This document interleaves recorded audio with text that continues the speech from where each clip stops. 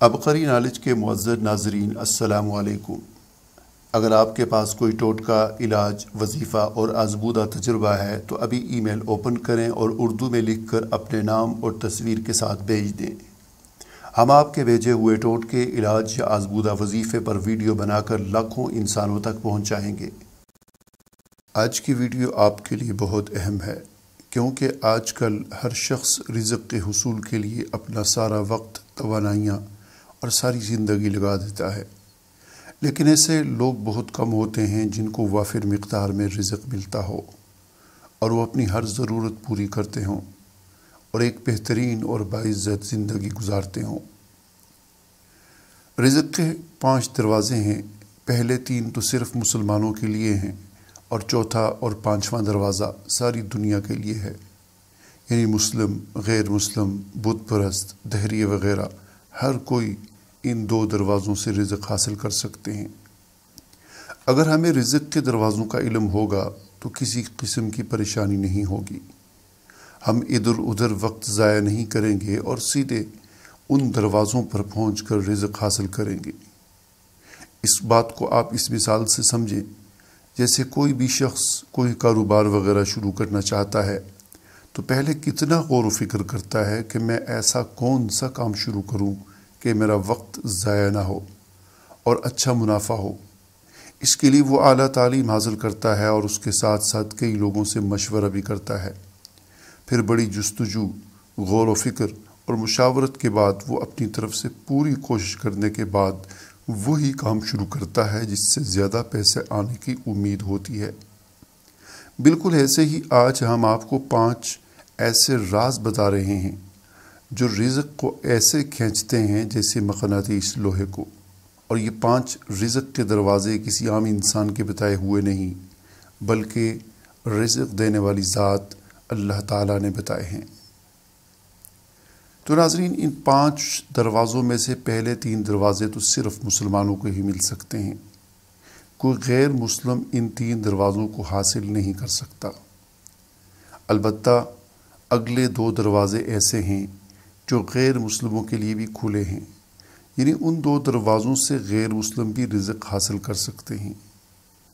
تو پہلے وہ 3 دروازے آپ کو بتاتا ہوں جو صرف مسلمانوں کے لیے ہیں، یعنی اللہ تعالیٰ نے، آپ اندازہ لگائیں کہ مسلمانوں کے لیے رزق کے 5 دروازے رکھے ہیں اور غیر مسلموں کے لیے صرف 2 ہیں۔ تو اس کا مطلب یہ ہوا کہ مسلمانوں کے پاس زیادہ اس بات کی اپرچونٹی ہے، زیادہ اس بات کی سہولت ہے کہ وہ آسانی کے ساتھ رزق حاصل کر سکتے ہیں، کیونکہ مسلمانوں کے پاس 5 ایسے ذریعے ہیں جن سے رزق ان کو مل سکتا ہے۔ ان میں سے 3 جو صرف خاص، 3 وہ دروازے جو صرف مسلمانوں کے لیے خاص ہیں، ان میں سے پہلا دروازہ، ہر رزق حاصل کرنے کا سب سے پہلا دروازہ نماز ہے۔ جو شخص بھی نماز کا اہتمام کرتا ہے اللہ پاک اس کو برکت والا رزق عطا فرماتے ہیں۔ اہتمام یہ ہے کہ نماز کے وقت سے پہلے یا وقت ہوتے ہی اس کی تیاری میں لگ جانا اور وقت پر جماعت کے ساتھ مسجد میں نماز ادا کرنا۔ ایسا نہیں کہ جب دل چاہا نماز پڑھ لی، جب دل چاہا چھوڑ دی، فارغ ہوئے تو پڑھ لی، مصروف ہوئے تو چھوڑ دی، جماعت کے بغیر گھر میں پڑھ لی، مسجد نہ گئے۔ ایسا نہیں ہونا چاہیے، بلکہ نماز کا اہتمام یہ کہلاتا ہے کہ جب نماز کا وقت ہو جائے تو ہم دنیا کا کتنا اہم سے اہم کام کیوں نہ کر رہے ہوں، ہر کام کو چھوڑ کر نماز کو اس کے پورے وقت پر جماعت کے ساتھ مسجد میں ادا کریں۔ یہ ہے نماز کا اہتمام۔ اور اگر اس طرح نہ ہو، بلکہ اگر ہم اپنے دکان پر بیٹھے ہوئے ہیں کہیں کاروبار پر، تو جب دل چاہا پڑھ لی، گاہک آیا ہوا ہے تو اس کی وجہ سے ہم نے نماز لیٹ کر دی، یا گھر میں مہمان آیا ہوا ہے تو اس کی وجہ سے نماز لیٹ کر لی، تو یہ اہتمام نہیں ہے۔ اس طرح کی جو نمازیں ہم پڑھتے ہیں تو وہ فریضہ اپنے سر سے اتار لیتے ہیں، جو فرض ہوتا ہے وہ پورا کر لیتے ہیں، لیکن وہ اہتمام نہیں ہوتا، اہتمام نہیں کہلاتا۔ اہتمام صرف وہی کہلاتا ہے کہ نماز کے لیے ہر چیز کو ہم ترک کر دیں۔ تو یہ وہ پہلا دروازہ ہے کہ جو نماز کا اہتمام کرے گا اس نے گویا کہ اپنے لیے رزق کا ایک دروازہ کھول دیا۔ ناظرین، رزق حاصل کرنے کا دوسرا دروازہ استغفار ہے۔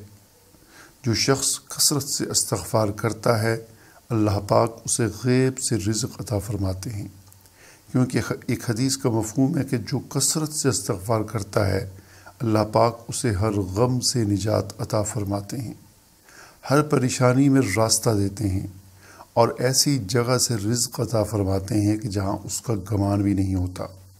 علماء کرام فرماتے ہیں کہ کثرت کا مطلب ہے کہ کم از کم 300 مرتبہ استغفار کیا جائے۔ تو جو لوگ روزانہ 300 سے زیادہ مرتبہ استغفار کرے گا انشاءاللہ اسے بہترین رزق ملے گا۔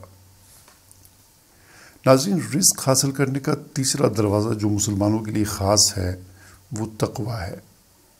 تقویٰ کا معنی ہوتا ہے گناہوں سے بچنا۔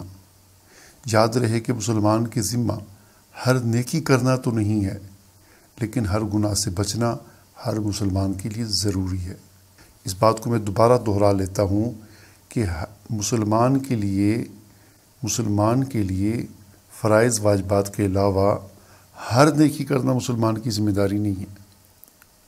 فرض اور واجب کی بات میں نہیں کر رہا، وہ تو فرض ہے، واجب ہے، وہ تو ضروری ہے۔ اور اس کے علاوہ ہر نیکی جن کو ہم نوافل کہتے ہیں، تو ہر مسلمان کے لیے ہر نیکی کرنا ضروری نہیں ہے، لیکن ہر مسلمان کے لیے ہر گناہ سے بچنا یہ ضروری ہے۔ جو شخص بھی ہر گناہ سے بچتا ہے وہ اللہ کے ہم متقی کہلاتا ہے۔ اس کا آسان طریقہ یہ ہے کہ ہم ہر کام کرنے سے پہلے یہ دیکھ لیں کہ اس کام سے اللہ اور اس کے رسول صلی اللہ علیہ وسلم نے منع تو نہیں فرمایا۔ اگر منع فرمایا تو ہم رک جائیں۔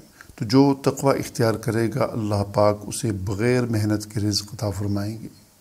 قرآن پاک میں اللہ تعالیٰ کا ارشاد ہے، اعوذ باللہ من الشیطان الرجیم، بسم اللہ الرحمن الرحیم، ومن يتق اللہ یجعل له مخرجا وَيَرْزُقْهُ مِنْ حَيْثُ لَا يَحْتَسِبُ صدق اللہ العلی العظیم۔ اللہ تعالیٰ کا ارشاد ہے کہ جو شخص اللہ کا تقوی اختیار کرتا ہے تو اللہ تعالیٰ اس کے لیے راستے کھول دیتے ہیں، اور اللہ تعالیٰ اسے وہاں سے رزق عطا کرتے ہیں جہاں سے اس کا وہم و گمان بھی نہیں ہوتا۔ تو ناظرین، جو اللہ کا ہو جاتا ہے تو پھر اللہ اپنے بندوں کو اس کی خدمت پر معمور فرما دیتے ہیں، جو اس کی ہر وقت خدمت کرتے رہتے ہیں۔ ناظرین، رزق کا چوتھا دروازہ انفاق اور صدقہ ہے۔ دوسروں پر خرچ کرنا ہے۔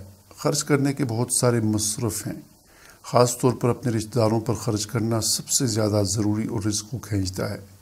جو شخص اپنے رشتہ داروں پر، خاص طور پر قریبی رشتہ داروں مثلاً چچا، ماموں، پھوپھی، بہنیں، خالائیں وغیرہ، ان پر خرچ کرے اللہ تعالیٰ اس کی عمر اور رزق میں برکت عطا فرماتے ہیں۔ اسی بات کو حضور علیہ السلام نے یوں بیان فرمایا کہ جو یہ چاہتا ہو کہ اس کی عمر لمبی ہو اور رزق میں وسعت ہو، اسے چاہیے کہ وہ اپنے رشتہ داروں کے ساتھ صلہ رحمی کرے اور ان پر خرچ کرے۔ رشتہ داروں کے بعد دوسرے نمبر پھر باقی غریب، غربا، فقیر، مسکین اور سوالی وغیرہ ہیں، ان پر بھی خرچ کرنا چاہیے۔ اور پھر خاص طور پر دین کے کاموں میں خرچ کرنے کو تو اللہ تعالیٰ نے اپنے ذمہ قرض قرار دیا ہے۔ یعنی جو شخص دین کے کاموں میں خرچ کرتا ہے اللہ تعالیٰ فرماتے ہیں کہ وہ مجھے قرض دے رہا ہے، اور جو اللہ کو قرض دے اللہ اس کا 10% دنیا میں اور 70% آخرت میں لٹائیں گے۔ یعنی جس نے 1000 روپیہ اللہ کے دین کی محنت میں خرچ کیا تو اللہ 10,000 روپے تو اس کی زندگی میں ہی اسے لٹا دیں گے، اور 70% یعنی 70,000 روپے اسے آخرت میں ملیں گے۔ دوسروں پر خرچ کرنے کے لیے اپنے رزق کے دروازے کھولنا، یہ وہ دروازہ ہے جو مسلمانوں اور کافروں سب کے لیے ہے۔ جو کافر بھی کسی محتاج پر خرچ کرتا ہے اللہ اسے بھی دنیا میں عطا کرتے ہیں، البتہ آخرت میں اس کے لیے کچھ نہ ہوگا۔ ناظرین، رزق حاصل کرنے کا 5واں دروازہ معاش اختیار کرنا ہے، اور یہ دروازہ بھی سب کے لیے ہے، کوئی مسلمان ہو یا کافر ہو، بتوں کی پوجا کرنے والا ہو یا آتش پرست ہو، اگر وہ معاش یعنی کوئی کاروبار وغیرہ اس کا معاش کا کوئی ذریعہ اختیار کرے گا تو اللہ اسے رزق عطا فرمائیں گے۔ یہاں پر مجھے افسوس اس بات پر ہے کہ مسلمانوں کی اکثریت نے پہلے 3 دروازے بلا دیے ہیں، یعنی جو خاص مسلمانوں کے لیے ہیں ان کو مسلمانوں نے بلا دیا ہے، اور آخری جو 5واں دروازہ ہے اسی کو لازمی سمجھ لیا ہے، جبکہ جو پہلے والے جو 4 دروازے ہیں ان سے رزق حاصل کرنا بہت آسان ہے۔ یہاں کوئی میری بات ہے سے یہ مطلب نہ لے کہ ملازمت، کاروبار یا معاش کا کوئی بھی دوسرا ذریعہ جو ہم نے اختیار کیا ہوا ہے اسے چھوڑ کر بیٹھ جائیں اور کام نہ کریں۔ کام ضرور کریں، لیکن اگر ہم اس 5ویں دروازے کے ساتھ ساتھ پہلے والے 4 دروازوں کو بھی استعمال کریں گے تو ہم تھوڑی محنت میں بہت ہی زیادہ رزق حاصل کر سکتے ہیں۔ ہماری مشقت کم ہوگی اور ہماری کمائی غیر ضروری جگہوں پر نہیں لگے گی اور ہمارا مال ضائع نہیں ہوگا۔ گھر میں رکھی ہوئی مرغی کو آپ اس کی خوراک ایک جگہ برتن میں رکھ کر دے دیں تو وہ کم وقت اور کم مشقت میں اپنا پیٹ بھر لے گی، اور اگر وہی خوراک آپ پورے صحن میں بکھیر دیں تو اسے وہی خوراک حاصل کرنے کے لیے وقت بھی زیادہ لگے گا اور مشقت بھی زیادہ۔ اب آپ فیصلہ خود کریں کہ آپ کس دروازے کو اختیار کرنا چاہتے ہیں۔ اللہ تعالیٰ سے دعا ہے کہ اللہ تعالیٰ ہم سب کے رزق میں برکت عطا فرمائے۔